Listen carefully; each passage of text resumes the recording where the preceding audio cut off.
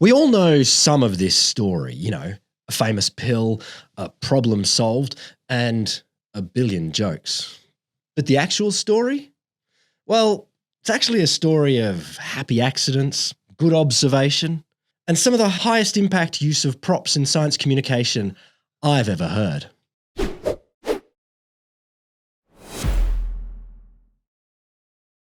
The history of science is peppered with surprises and advances based on happy accidents. Cool.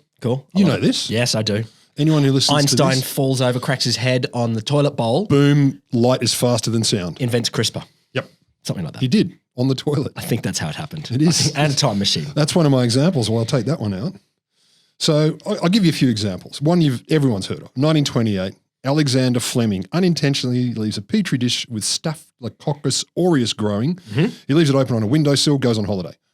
Comes back, there's a bunch of fungusy mold stuff that's grown on it, and it's killed the bacteria, and he's gone, holy shit, boom, antibiotics. Yeah. Genius move. Yep. Solves a lot of people. Completely accidental, serendipitous, happy accident. Percy LeBaron Spencer. Okay. I know, right? What a name. LeBaron as a middle name. Yeah. I mean, I get it. Maybe it was a family name or something. No, like that. It was a car, so I reckon he was named after the car. The LeBaron. He was working on magnetrons, which are high-powered vacuum tubes that generate shortwave radios. Yeah, okay. Radio waves. But I just feel like the accidents around magnetrons Doesn't sound good, does it? I don't think you leave your magnetron on your windowsill for the weekend and go camping. No, but if you have an accident around a magnetron, you become a superhero. Yeah, I feel like it's going to happen. No, so he was tinkering with it, and he noticed the chocolate bar in his pocket had melted. Boom, microwaves. That's how he found a microwave and turned into an oven. His chocolate bar melted. Are you serious? Yeah. That is awesome. I don't know if I've told you this before, but one of my family's claims to fame is that my granddad, he was working on radar during the Second World War. The character in MASH? No, not the character in MASH. The thing that you used to spot planes and stuff like that for CSIRO or whatever the version of it was before. But he reckons he was the first person to eat a meat pie heated up by microwave. First person? Yeah. Which is not a good thing because a meat pie heated up by microwave is an error. It is an error, but he does believe I'm that going to he's go on the a limb first too. person ever to do this. Out in a limb, hard to prove. Yes, it is hard to prove, but I imagine there weren't that many people working with microwaves, and there weren't that many people that were thinking, okay, meat pie, this is what I want to do. Maybe he'd heard the story about the chocolate bar. And he thought, I'm not going to melt that. I'm going to eat a pie. Wilson Great Batch. I know. Not a good batch, a great batch. That's his whole last name? Yeah, He wasn't Great Wilson Batch. Great Batch? No, Wilson Great Batch, one word, Great fair Batch. enough. So he was trying to build a device to record heartbeats in 1956, and he put the wrong resistor into his prototype, and it ended up emitting a regular pulse, and it turned out it basically mimicked a nice heartbeat. Boom, implantable pacemaker. That is so bizarre Yeah. that he didn't deliberately try to make it. I can understand the idea of deliberately making a pacemaker. You'd say, okay, there's a thing we need to do. It's like, let's record it. Oh, wait a minute. Or make it do something. Okay, that's awesome. Russian chemist Konstantin Fahlberg, 1878. He was analysing the chemical compounds in coal tar. Okay. You know how you do that. They did back then. Yeah. And then for a reason I really cannot explain, he accidentally, as they put it, tasted some of the chemicals. Coal tar. Do you know that chemists tasting things is a lot more common in science history than it might be? And I actually suspect it may be a little bit more common, chemists you can tell us, a little bit more common today than you might expect. I expected it to be pretty much zero, so yes. And he went, Jesus, it tastes really sweet. That's odd. Anyway, boom, saccharin. From coal tar? Yeah. Oh, Or experiments there on analysis. Oh, there wow. on. Yeah, okay. So there's a lot of them, right? There's all That kinds really of things. sells it though. I mean, if you were to go, okay, sugar, that's the one that comes from plants. What do we need? Saccharin. It's the one that comes from coal tar. Not plants. Coal tar. What's not like a plant? Put some coal tar essence in your coffee. Yeah. It's true though. It's weird that they didn't brand it that way. Isn't it? Coal tar sweet. Would you like sugar or meh? Billion-year-old sludge. Yeah, we want some sludge, extracted and distilled sludge. But look, today I'm going to talk about a more recent happy accident, and it led to an unexpected and very large science-based advancement. But before I get to that, on the way, there's a bonus. There's an unexpected prelude to the boom. Oh, yeah. And it took the form of a remarkably unexpected presentation at the 1983 Eurodynamics Society Conference in Las Vegas.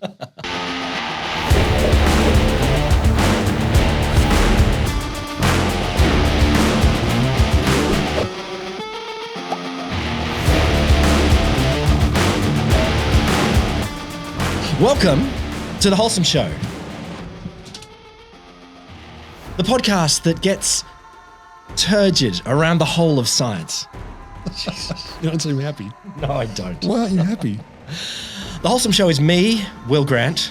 And me, Roderick Griffin Lambert. No turgid jokes from me because I'm not a monster. Sexual performance. Yes, indeed, it is a thing. And in particular, impotence. Indeed, it also is a thing. It's something that's plagued us chaps since we basically crawled out of the swamp, got onto our hind legs, looked down and said, "Why won't you work?" We're talking to our dicks there. Yeah, okay. Oh, look, sexual performance can be a thing for all genders. The word impotence just means the ones with penis, doesn't it? I believe so. Okay. Because the hardness factor is not the same. No, but there is sexual performance, etc. So on this show, we talked about many of these sophisticated, scientifically sound and, performance enhancers, like we talked about Charles Edward Brown-Séquard's special elixir. Oh, yes. That was the ground-up puppies. That was wonderful. Yeah. Puppies' testicles. You name it. He was into all of it. Penile extensions, transplants, prostheses. We talked about these. All manner of aphrodisiacs. And we even, of course, infamously, you spoke to me about testicle grafts from animals like monkey balls, etc. Indeed, I did. Sergei Samuel Abramovich Voronov. But the beauty of history is one thing you can rely on it to provide is infinity more examples of ways in which people or gentlemen have tried to increase or at least even just enhance their performance. It's almost like it's a theme. It's a theme. Maybe there's a pattern here. I don't know what it is. I couldn't know what it is. But there's some sort of pattern of guys and wanting to do something with the downstairs. And not just something. Oh, dear. I want to do something. Oh, dear. So I came across, you probably read this article, journal article, real article, Erectile Dysfunction, a review of historical treatments with a focus on the development of the inflatable penile prosthesis. Yes. I'm not going to talk about the inflatable penile prosthesis because I have a ways back. I do remember. But this one has a nice little summary of some of the other methods. That's a good way to warm us up. Mm-hmm. Erectile dysfunction, it's been described since the beginning of written history, which I did not know. The first, we invented writing and thought, let's do history, and let's do history of when you couldn't get a boner. So there was one of the little pointers like that, and right next to it, slightly down, and then a whole lot of them facing downwards. Yeah, obviously. That was the first cuneiform sentence. So there are reports on Egyptian tombs. Greek cups have paintings of it somehow. Are they talking about it like it's a problem, or are they laughing at it? Because I wouldn't be surprised if there's a fair bit of literature. It can be both. History can be unkind. Really? Can. Not to the victors. No, not to the victors. No, that's the point. But it can be unkind, and let's assume that those with the impotence are not considering themselves the victors at this point. Okay. So here's some of the techniques that I don't think ever spoken about on our shows. Mm-hmm. So let's fix that. Some of them like this. 8th century, men of ancient Roman Greece would wear talismans of roosters and goat genitalia. Those are the animals that are good at the male fucking. This is my chicken dick. Yeah, exactly. Now I'm performing. Yes. That's how it works.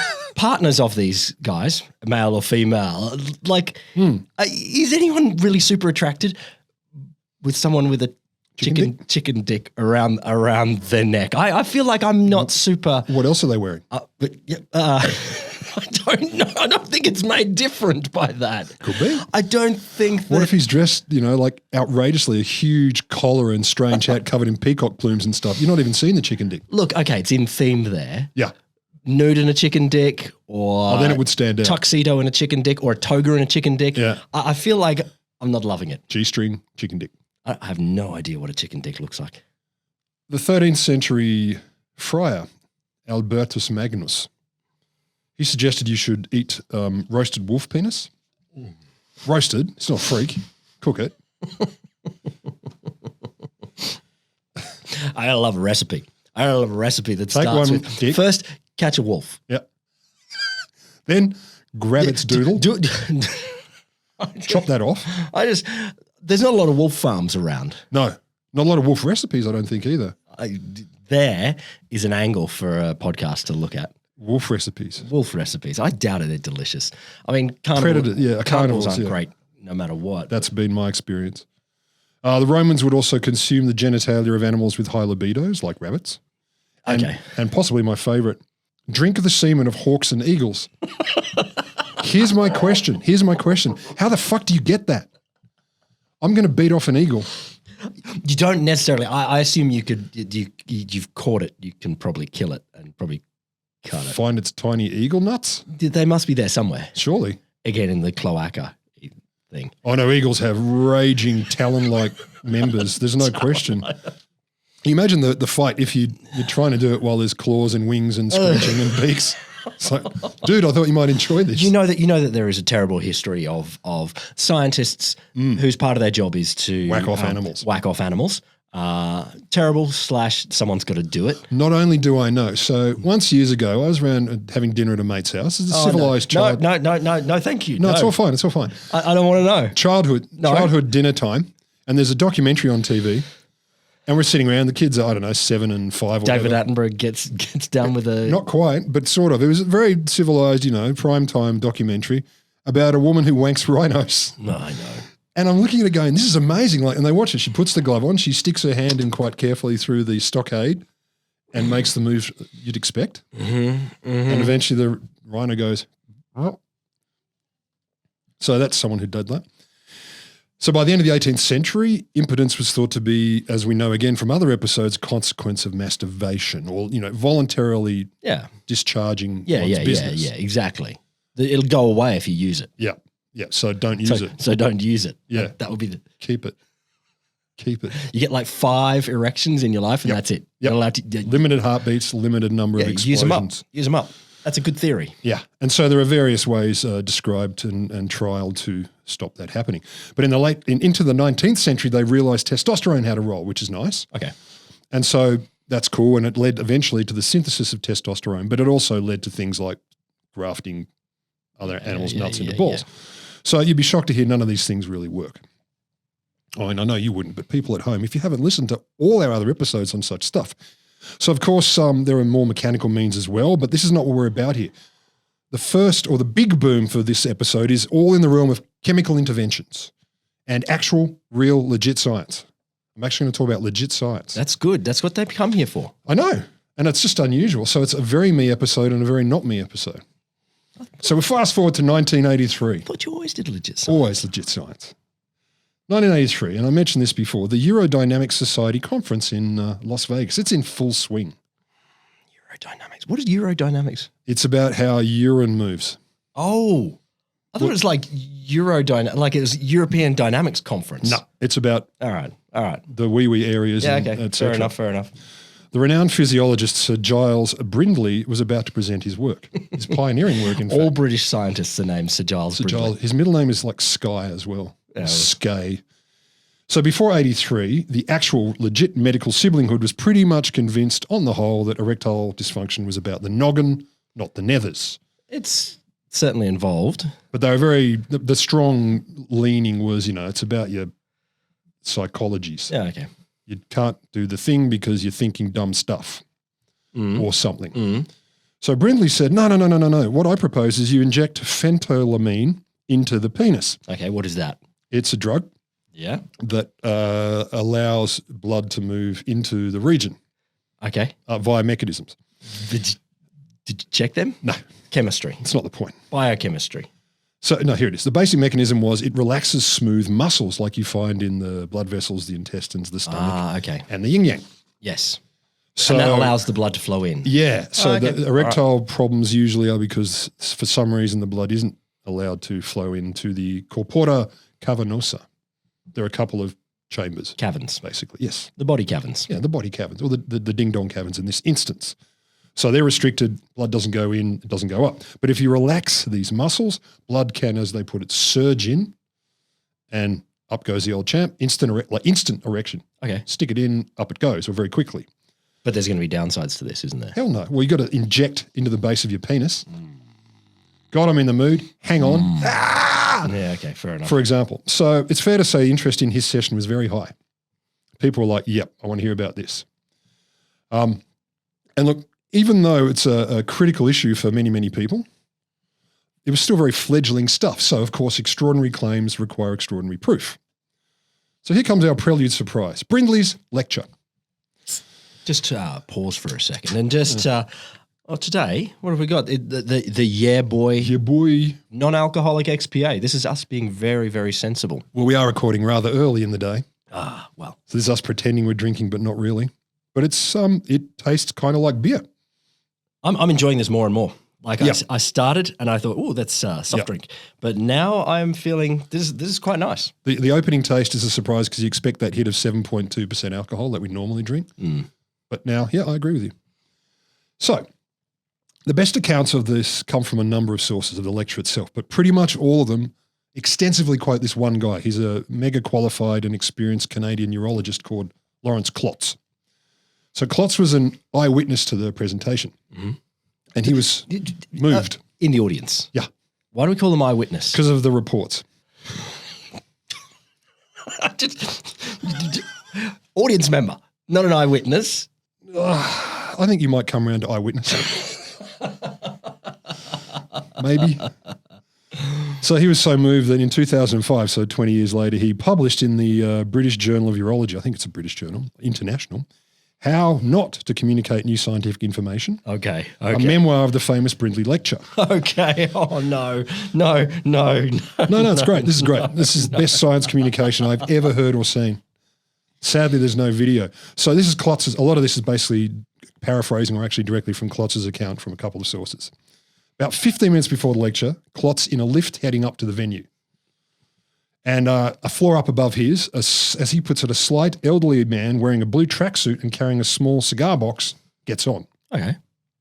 Slight, elderly, blue tracksuit and a small cigar box. Cigar box. Okay. You know, standard urological conference prep. He apparently appeared quite nervous and was shuffling about a lot. He opened the box in the lift. I appear quite nervous You now. do? I don't know why. Because I'm not going to like what you're going to tell You're me. going to love this. Don't you trust me? You used to trust me, man. I always make you happy. That's my goal. So he had the box. Inside, he opens it up in the lift and he starts having a rummage, and there are 35 millimeter slides of what they called micrographs slides. Like the images. Photographs, but Yeah. put in the projector. Yeah. Yeah. So Klotz says, I was standing next to him and could vaguely make out the content of the slides, which appeared to be a series of pictures of penile erections. Okay. I concluded this was indeed Professor Brindley, and on the way to his lecture, although his dress seemed inappropriately casual. Yes. Like Scientific good God, conference. Sir. 1983. One must put your tuxedo on. In Vegas, baby. Come on.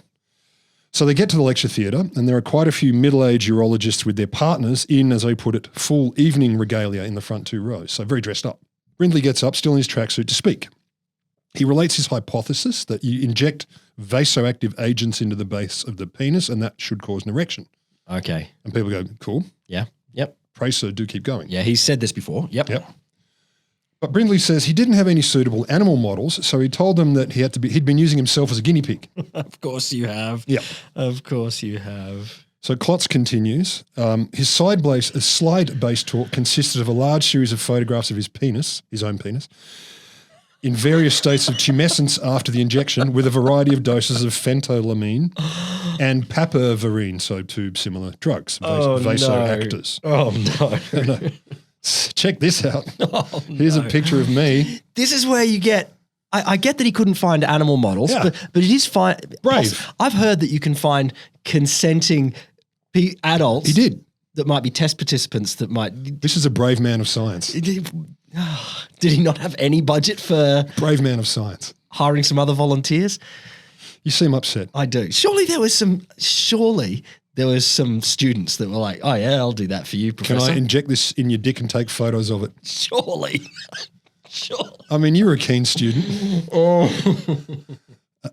And look, and there are modern boundaries around what one can ask a student, but you get this past ethics, and then That's a meeting I want to be in.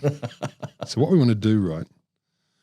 So Klotz continues. After viewing about 30 of the slides, there was no doubt in my mind that, at least in Professor Brindley's case, this therapy was effective. okay, So that's good. so it's working. Fair enough. But Brindley was worried. Yeah.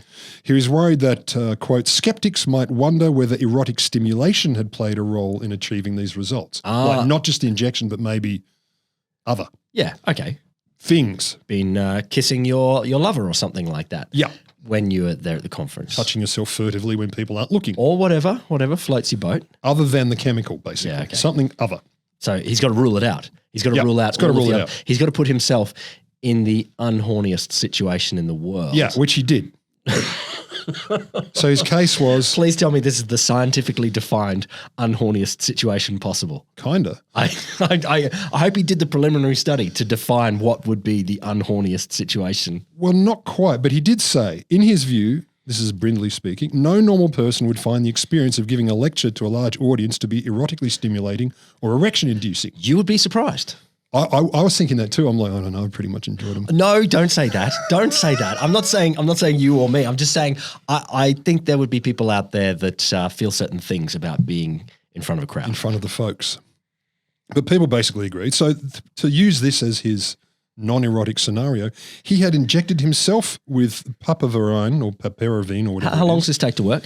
Is this like in seconds to work sort of thing? Like It seems to be quite quick. I'm guessing a few minutes. It wasn't clear. But he'd injected himself in his hotel room before he came down and deliberately wore loose clothing to make it possible to exhibit the result. So he steps around the podium and pulls his pants tight around his junk to demonstrate that he indeed has an erection in this unhorny scenario. See how we're getting towards eyewitness. as one can see. I love you walk around and then pull your tracky duds tight. It's not guaranteed. I mean, I know he said he did the injection. Why didn't he do the injection in front of everyone as well? Because that'd be weird. Okay. So Brindley was just warming up. Okay. Klotz continues. At this point, I, and I believe everyone else in the room, was agog. I could scarcely believe what was occurring on stage. But Professor Brindley was not satisfied. Oh, please. Please. He looked down skeptically at his pants and shook his head with dismay. I'm very close to tapping out on this one. No, we're nearly done. Unfortunately, says Brindley, this doesn't display the results clearly enough. So he drops his trousers, Jesus Christ. revealing a, quote, long, thin, clearly erect penis. There was not a sound in the room.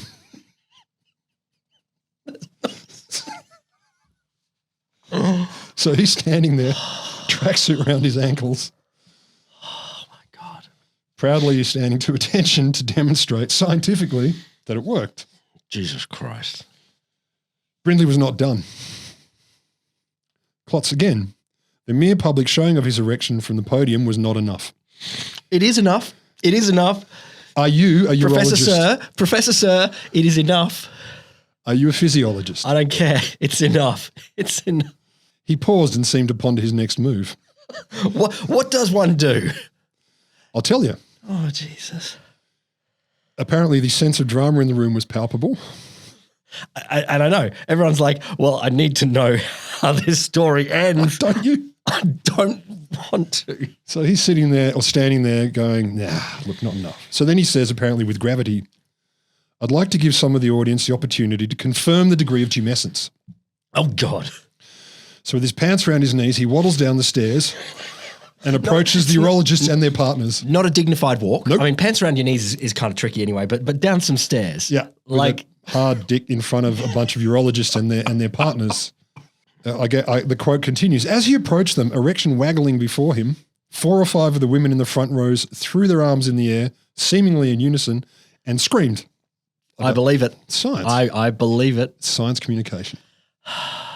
This apparently shocked Brindley, who rapidly pulled up his trousers, returned to the podium, and terminated the lecture. Oh.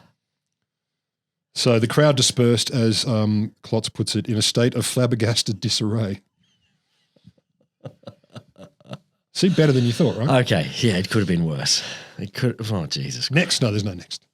So 6 months later, his paper comes out, Cavernosal Alpha Blockade, a new technique for investigating and treating erectile impotence.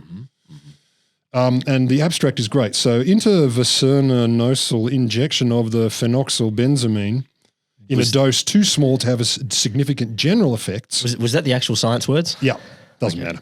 But the dose is too small to have general effects on the body. It caused full erections lasting between half an hour and 30 hours. Not good? Nope. Not good. I mean, you might have a 30-hour lecture. Like if you are, which is great. Like Castro. If anything's going to keep you hard for 30 hours, it's a lecture. 30-hour, pants down lecture. That's the one you want. With the waddle. Oh my God. And that was in 30 of 4 potent men. 30 of 4? Four potent men got these up to 30-hour erections. Just a pause for a sec, just for clarification of the scientific terminology here. We do call them, obviously, the opposite of impotent is potent. We do go with that in the scientific At least back then. Yeah, okay. Isn't it great? Potent. I mean, there's no value judgment there. No, not at all. No.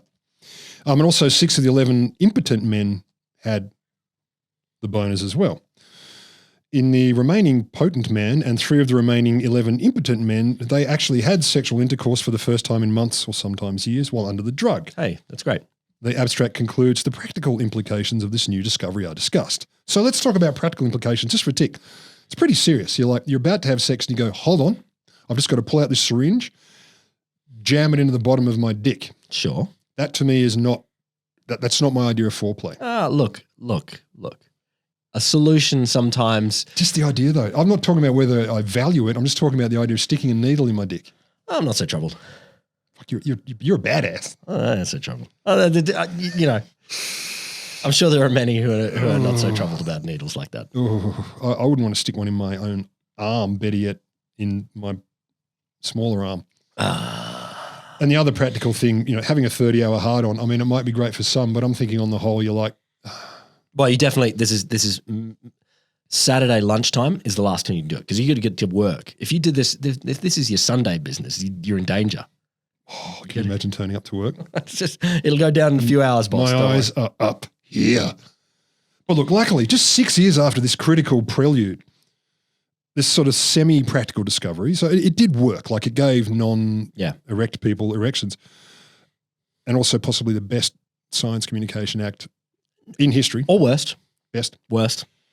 The main scientific discovery of today's tale, the main sort of unexpected surprise, arises. Oh, there's more? Yeah, that was a prelude. Now, here's the real surprise. Jeez Louise. Don't worry, it's not as horrifying. It's different, though. 1989, British Pfizer scientists had been researching a drug they hoped would be good for treating high blood pressure and angina. Ah, yes. Yeah, and you probably know where this is going. They created a drug they originally called UK 92480. That's a cool name. Isn't it? Rolls off the tongue. Early 1990s, a bunch of trials of UK 92480 offered bugger all hope as heart disease treatment. Oh. But the following year, Pfizer got the British patent anyway for sildenafil citrate, aka Viagra, as a heart medication. We, of course, all know anyone who's been alive ever and a sentient adult knows what Viagra became famous for. Yeah. But its erective effects basically were emphatically a happy accident. Discovering this was a surprise. And if it hadn't been for an especially observant nurse, it might have never happened. Are you serious? Yeah. We know about sildenafil, the active ingredient in Viagra, and it was originally developed to treat cardiovascular problems. Well, I wouldn't say I know. I just told you. Yeah, okay. So now you know. I didn't remember it. That was a long break, I agree. It was meant to dilate heart blood vessels by blocking a particular protein, PDE5, if you're keeping count. I will write that down. You should. And I will remember that for all time. It'll be in the show notes. Maybe. It won't. No. So there's pretty good evidence it was impeding, the drug was impeding PDE5 in animal tests. Indeed. Which is great. Indeed. And the animals weren't showing obvious negative side effects. Okay. So that's great too. That's good. So time for a clinical trial to test it out on the humans, 1990s.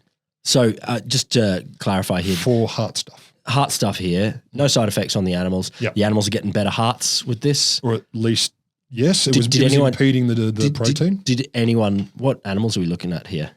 Pheasants. Pheasants. Cassowaries. Giraffes. Medical tests on cassowaries. You know how it is. I just want to check there wasn't any observant animal nurse here that might have noticed any effects. No animal nurses. No. Engorged cloaca. Is that all you got? Wolf penis. So this is the early 1990s. Trials are ticking along fine. But the nurse, one of the nurses working on the trials noticed something weird when she would check on the men who enrolled. So when they first get the drug, they're lying on their backs. Mm-hmm. She'd go out, come back in, and weirdly, a disproportionately large number of them had rolled over in the interim because they were getting hard-ons and they were embarrassed. Oh, so they're hiding it. They're like, excuse me. Yeah. And she went, you don't get like this is odd. Just get a book or something. Or put your meal tray on top. We just sit there and go, it's a medical environment, whatever. That's how I treat medical environments. It's all gross. Stop it. It's just gross. So if she hadn't noticed that, they may not have made the connection. Yeah, wow.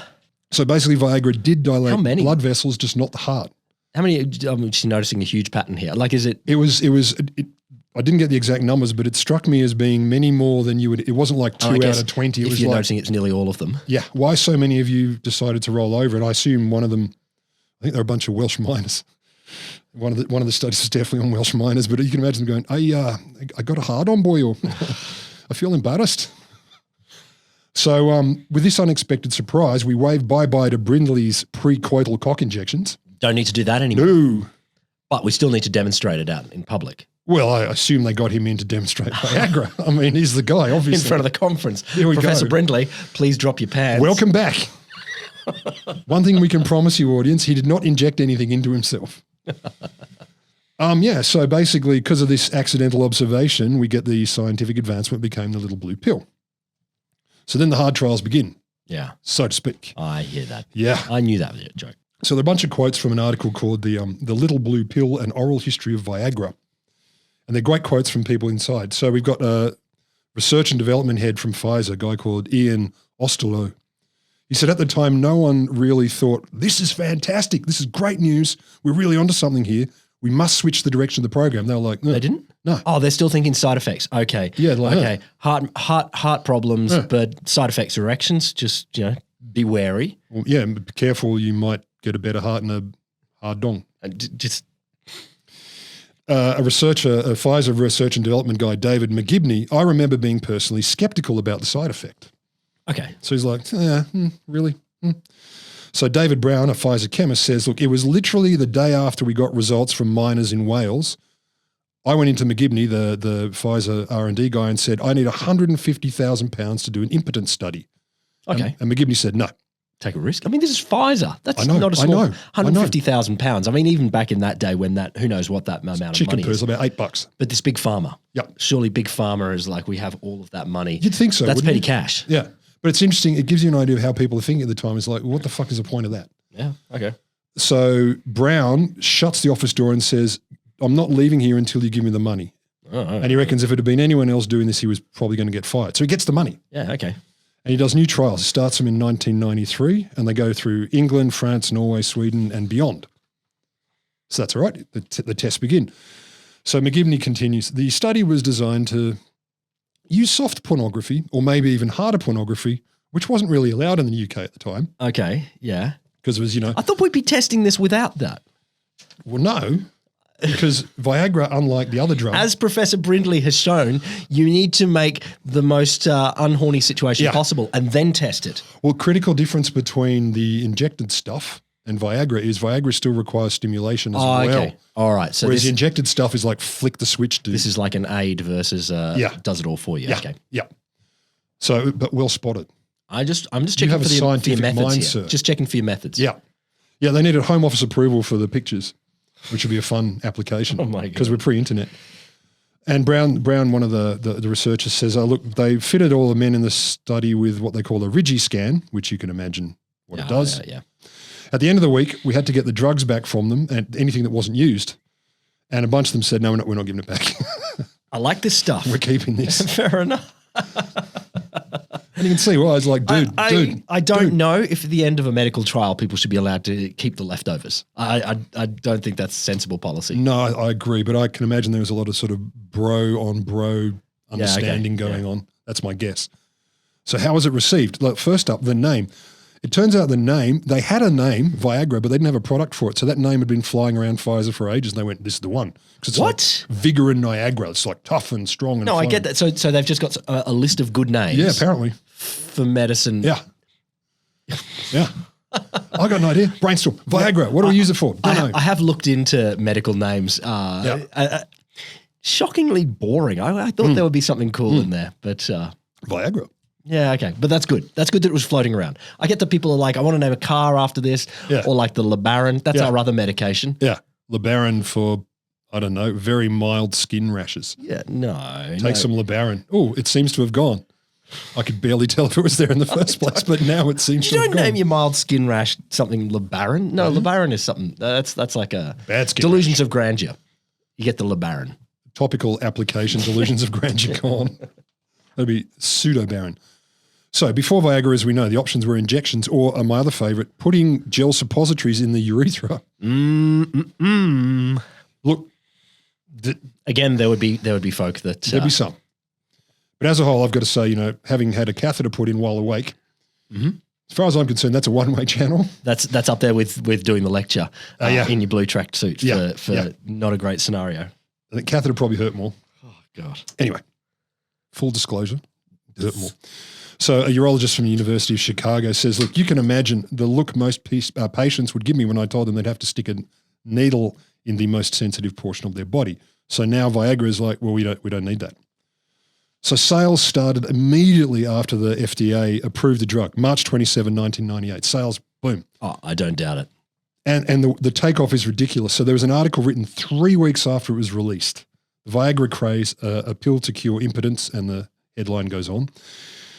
So the quote, you've got a bunch of people being quoted here who'd used it, and one guy is saying, look, already there was a kind of Viagra connoisseurship taking hold. Oh, really? So within 3 weeks. What is the connoisseurship? Is it like dosage? One with an oyster? Yeah, exactly. This one should have a shaken rock salt, preferably Himalayan, and a twist of lemon. This one's for your morning fucking. Yep. But you do it slightly differently if you want evening fucking. Yes. Dosage. So it went up to 100 milligrams. So they're talking about, the hundreds are absolutely incredible. And the effect lasts through to the following morning. I don't know what. Well, maybe that's great. The guy goes on, what else can I say but vroom, cheap gas, strong economy, erection pills, what a country, what a time to be alive. Nice. Cheap gas, strong Happy economy. Dude. Yeah. What year was this again? 98. Yeah, there you go. 98. Simpler times. On the very day it became available, there was an Atlanta urologist, a guy called John Stripling, a doctor, 300 prescriptions. Wow. And he'd made a rubber stamp earlier to make these prescriptions because he'd kind of gone, I think this is going to be huge. So he's just like, ka-chink, next, ka-chink, 300 in one fucking day. The day it became available. Another urology health center guy from in Florida said they participated in the clinical trials, but the waiting time to see a doctor for a consultation was about a month. So people started to come up with other problems in order to get in to see the doctor earlier. Oh, really? Yeah. You get in earlier. Yeah. And doc as well, can I get some Viagra? By the way, so this one doctor guy called Ramon Perez, he said, look, we've been inundated with emergencies, pain in the kidney, blood in the urine, etc. But when they get in there, they just want to ask about Viagra. Some of these people have been impotent for years and they could not wait. Look. Another guy is director of a company, 4,000 outlets called Rite Aid drugstore chain, Michael Podgorski. He said, fastest takeoff of a new drug I've ever seen, and I've been in the business for 27 years. Remember, this is 3 weeks after it was released. So they said after a very brief lag, again, 3 weeks after release, it was being prescribed at least 10,000 scripts a day. Jesus. 3 weeks. The article was 3 weeks. So. It does show a latent problem. If there's a solution, people will storm towards it. And look, it's about rooting, and we seem to care about that. It's weird. Have you heard that humans do, not always, but they do talk about it, and they do. There's some information I've heard out there that they like having sex. News to me. Yeah. Well. Look, there you go. News to me. That's why I'm telling you now. Thank you. I'm going to think about You know, that. I just there is a lot of trivializing of this problem, and there's a lot of laughing at it is fun, but also recognizing that there's something important going on. Don't worry. I will recognize that further. Don't worry. I'm not completely dismissive of this. So in less than 2 months, it was on the cover of Time magazine. The headline was "The Potency Pill." So that's fair, but less than 2 months, it's already on Time. So we go back to some of these quotes from the article I mentioned earlier. So Pfizer R&D guy John Niblack, he says, look, there never was an approved pharmaceutical product for this purpose before. Literally, this is an absolute game changer. It was really hard to wrap your head around what was going on. Like, what was this going to be worth to us? We were uncertain, and we thought, well, we just don't know. They just didn't know. They were like, what's going to happen? A lot? Did they think a lot? Did they think it was going to peak at that 10,000 prescriptions and then that's drop it? back to Just drop one. straight back down to... We've all used it now, we're done. It's impossible to calculate the number of people who might be interested in having sex more than once. It's impossible. No one could know this. I think I'd like to do that one more time. One of the doctors who was interviewed for this stuff, a guy called Lamb, Dr. Lamb, I think even Pfizer was overwhelmed by the media coverage. Yeah, sure. Normally a pharmaceutical company would like to control the coverage. They're very careful. They want to control the media, but with this, they just totally lost control. Yeah, okay. Just gone. And Look, I get that it shifts them into a very, very different place. You know, normally they're thinking, okay, so heart medication or something, you know, critical things that are solving critical issues, but nothing that gets media attention and a slavering of people that are like, oh, this is the problem I want you to solve. Now. Yeah. Yeah. And look, he went to go on the Today Show and they said, what are you going to say to us? What are you going to say on air? And he said, I'm going to say erection. They said, no, you can't say the word erection. What else? Well, he pushed back and said it's a physiological term. That is the sciencey version too. I didn't say stiffy. Turgid. Yeah. Tumescent. Tumescent, turgid of the gentleman's appendage. They finally said, okay, if that's the way you feel about it. And he said this was the beginning of resulting in changing the way people actually spoke about this stuff in public. So Viagra actually had a bigger effect on the conversation. Look, it's a cultural change. It's for good. Yeah. No, of course it's for good. So a medical ethicist chimes in, a guy called Art Kaplan. He said, look, I don't understand what the disease is. You got a drug, but what is it you're treating? And I don't understand what the disease is. Yeah, he's like, what actually is being treated? Like when he asks people, they say impotence. And he says, well, is that a medical condition? And they say, well, we're not so sure. So they begin to talk to doctors and experts. And this is where the idea of calling it erectile dysfunction started. Yeah, okay. Because calling it impotence, yeah, it's got a value judgment. horrible implication. Yeah. Erectile dysfunction. And so the idea of erectile dysfunction as something that affects people hadn't really been studied before? Well, they'd call it impotence, but it wasn't. But not studied systematically to say, you know, what percent of men suffer from it or what ages. No, I'm pretty sure there was stuff, but it wasn't spoken about, and so it wasn't so mainstream and risen up, so to speak. So an advertising executive was interviewed in this article again. He said, look, just calling it erectile dysfunction as opposed to impotence was one of the first major decisions that Pfizer made and the ad agency made, and that removed a whole bunch of stigma. So the initial ads... Look at this, advertising. Fixing an society. ad agency Fixing solving society. a problem. Yeah. Not evil people. Or good. All the time. 100% good always, as I've always said. So they actually did a good job. It started to help break down stigma. So erectile dysfunction became a standard replacement word for impotence. Even the NIH, National Institutes of Health, in 92, referring to it that way. So they embraced the term. Yeah, apparently. God, it's weird. Yeah. It's weird how, you know, it sounds like the scientific term. And no doubt, obviously, Pfizer is a scientific company, but not necessarily coming from the literature, coming from advertising. Yeah. That's wild. Because if we say impotence, no one wants to talk about it. But if we say erectile dysfunction, that sounds like a disease, not a failure of your manhood. It's crazy, huh? And the first ads starred Bob Dole. Did they really? Bob Dole. So this is 1998. So Bob Dole ran in 1996 against Bill Clinton. Yeah. As the independent candidate for people who hadn't remembered that. No, Bob Dole was the Republican candidate. Oh, yeah, but then he tried. Did he run independently later? He tried? No, that's Ross Perot. Perot, you're right. Sorry, I got confused. But Bob Dole was not a young candidate. And I know that there are 75 when he was doing this. Okay, so we've got older presidents now. Yeah. But still. So he actually went on, it was one of the late night talk shows and talked about, said, this drug rocks. Good on him. Good on him. Good on him. On your Bob. Good on him. Big hard Bob, they called him from that point forward. Stop it. So in May 1998, May, 1 month, more than 300,000 prescriptions were filled. And this is where it gets interesting. So as they put it, armies of sales reps were dispatched by Pfizer, as you'd expect, to go and talk about the drug, but they had to coach doctors about how to bring up topics like impotence or erectile dysfunction. I assume a lot of the people going into the doctor's office are saying, I want this already. I mean, you said that before. Yeah. But is the doctor also checking? Like, maybe. And look, they're not, we'll get to that. all right. Dr. Lamb again, he said they had to get trained how to ask the question so there wouldn't be embarrassment. So, of course, Pfizer were handing out samples. This is a particularly American thing to do. And so... no, I think medical advertisers in a lot of countries do hand out samples. Yeah. Oh, and you get them here too, but you're not coached in the same way to push well, as far as I'm aware, maybe it's more subtle. More subtle. So Jeff Evans, another doctor, said, look, there are patient demos of how firm a penis should be. Just really bizarre. So they had to actually say what's good firm and bad firm. Too firm. Yep. We'd call that semi-firm, sir. Okay. Is your partner happy with that? Indeed. We not all, but many know what is good firm and not good firm. Apparently a lot didn't.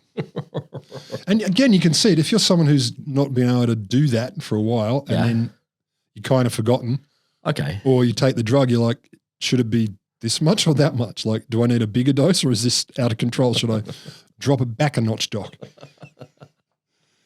Another doctor, Dr. Thomas, he says, this is where we get to the kinds of things you were talking about a moment ago. Of the thousands of patients that I saw, a few would even come in literally wearing a trench coat, a hat and sunglasses and would not give their name. Yeah, okay, but going into the doctor's surgery, you know, you don't have to be hidden for that. Well, yeah, you don't sit in the waiting room going, here because I'm impotent. No. This is why I'm here. What about you? You got a cold? I can't get a hard dick. Walking outside the office with a big poster that says, this is my problem. This is going to stiffen me. No, exactly. But that's how embarrassed they were. Some of them would get off the elevator and if they saw someone in the hallway, they'd turn around and walk down the stairs. That's not suspicious at all. Nope, that's fine. Like walk past, but don't turn around. They turn around and go, oh, I forgot my lint, my lint's on the I'm floor. not here for the Viagra. Oh, can you imagine it too? Not here for my dick. Another doctor, Dr. Reed, he said, this is my favorite, I think. We were rock stars. There was a waiting room filled with men, all of whom were avoiding eye contact with each other, just looking down and embarrassed.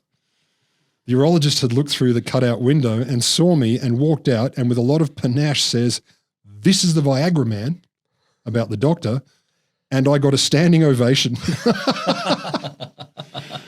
So after all that, they're sitting around furtively glancing at their shoes and then someone says, this is Viagra guy, and they all go, screw it. This is our guy. So of course, and you kind of flagged this earlier, it's not as simple as, okay, cool, men can get hard now. Yeah. Men who couldn't now can. There's other stuff going on. So side effects, physiological, don't seem too horrible, but if you've got high blood pressure or heart problems, you're advised against it. Wasn't it the point to solve high blood pressure? Yeah, well, you know, specific kinds. All right. There were some studies early that suggested maybe something, but it was purely correlational. They went to great lengths to say, oh, we're not saying it's causal. That might also be because Pfizer's behind it and you don't want to get that wrong. Psychological, though, in terms of side effects, the main sort of addiction issues might be more sort of psychological addiction to it. Yeah, okay. Rather than physiological. I feel like I need this to perform. Yep, and now I can't perform without it. But it's the social matters, I think, that are more interesting. So good sex, as you flagged, isn't just about whether you can get a hard on. No, it is not. It's also about chocolates and dinner. Yeah, okay. All right.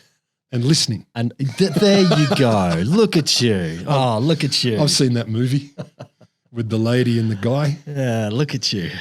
So a professor of psychiatry at a guy called Raymond Rose, and he said, look, this is not the final word on sexual dysfunction. He says there's a danger that we could lose sight of the fact that a lot of sexual problems relate to poor relationships, poor self-esteem. No doubt. Yeah, exactly. Yeah, also depression. Is one element. It's an important element, but a long way from the only bit. Yeah. My favorite, there was a Playboy advisor at the time who said, put it this way, you can take an angry couple and give them Viagra, then you have an angry couple with an erection. And I'm like, that's true.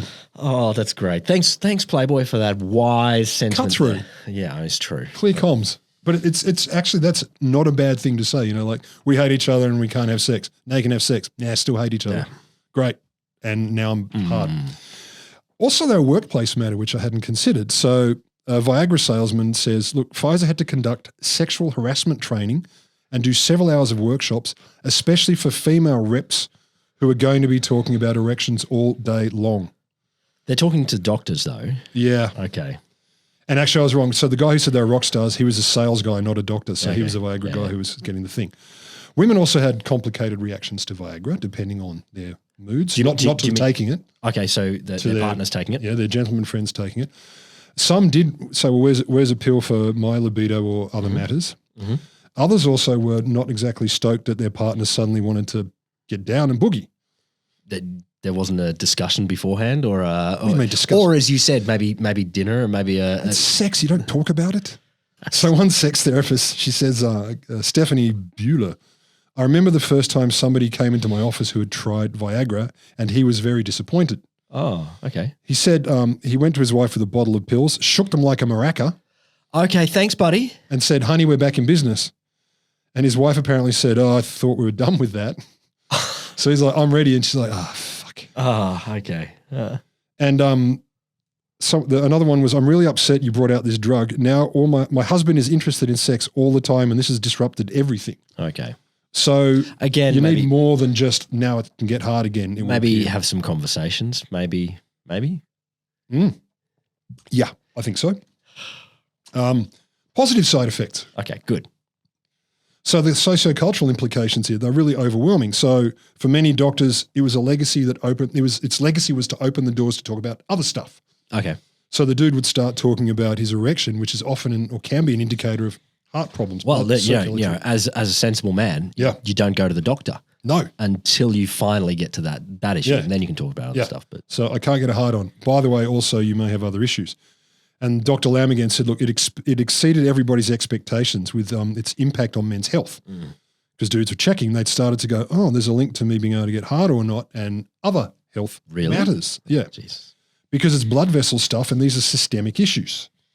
Also, another doctor called Padma Nathan, that's a surname, Dr. Padma Nathan. Because it brought people in, you could start to talk about other stuff and you'd start to accidentally discover prostate cancer, bladder cancer or other stuff. Yeah, okay. So that's good. I believe it. Also, it opened up conversations and made it more okay to talk about it. The TV commercials made talking about that sort of stuff a bit less taboo. So there are some pros. So my favorite was an unintentional spin-off. This is the international relations. What? So there's an article in the Washington Post that said the CIA would use it to gain friends in Afghanistan. So you go in and go, I'm not going to give you money. Dude, what about? Yeah, okay. So they would use it to sweeten the deal. That worked out so well. Yeah, it seemed to go fine, right? Afghanistan got sorted. No one died. Yeah. It's now like an oasis, one big oasis. So that's kind of the big picture. We need to emphasize though. So we started with surprises and unusual and serendipitous events, etc. But this is apparently quite common in science, happens all the time. So, and particularly with biology, we know how bits work and other bits, but we often don't know how they all stick together. So we find these serendipitous things. It often means also that drugs get put out on the market and then later on they go, wonder what else they do. Yeah. There's a lot of that. And even Viagra had kind of like a resurgence, or at least sildenafil, the active ingredient, kind of went back to its roots. So in the early 2000s, they started to run clinical trials to see if it could double as a heart drug. Okay. And in 2005, the FDA approved it for a condition called pulmonary arterial hypertension. So it restricts blood flow to the lungs and can affect ladies and chaps. And you do get the boner as well, though? No. Oh, they can stop that bit. Well, it's about dosage. So they sell it under a different name. They call it Revatio or Revatio. It's only sold for that. They both contain sildenafil, but Viagra's dose goes from like 25 to 100 milligrams. Revatio only goes at 20. Okay. So just under the hardening just dose. Not enough. Yeah. Just not enough. Pre-turgid dose. And you don't get a bit of an effect? Only half gets hard. The other half doesn't. Just the left. The bottom gets hard and the top doesn't. And also what I love, both of these can have similar side effects, including headaches, nasal congestion, runny nose, flushing, indigestion, and in rare cases, and this is what you want after sex, blurred vision and temporary loss of hearing. No, I do. That's what I'm looking for. That's when you know you're done. And shout, I can't say anything. So that'll be fun. And what about Sir Giles? Where did Sir Giles end up? Oh, God. It seems to be still alive at 96. Well, Sir Giles, hope you're listening. Brave man. And other than being the world's best science communicator, obviously, or at least emphatically clear, he became a fellow of the Royal Society and he won the Ferrier Medal, which, as we all know, is one that we haven't got yet. It's that one. It's a big one. He also, at some point, he pioneered visual prosthetics, developed one of the first visual prostheses in the 1960s, but they weren't that practical. To try and help at least discern light and dark and stuff. Visual prosthetics. Yeah, to help blind or very badly damaged eye people see. Okay. Yep. And he invented a musical instrument in the 1960s called the logical bassoon, an electronically controlled version of the bassoon. And quote from Wikipedia, it was easier to play than a normal bassoon, but was never marketed. So there you go. The three main sources I'll mention, the Little Blue Pill, an oral history of Viagra, that was from Bloomberg. The Viagra Craze, a pill to cure impotence, which was in Time magazine. And the one that really got me onto this, How to Give an Unforgettable Talk. And many, many others. There's quite a list of scholarly and less so sources on this one.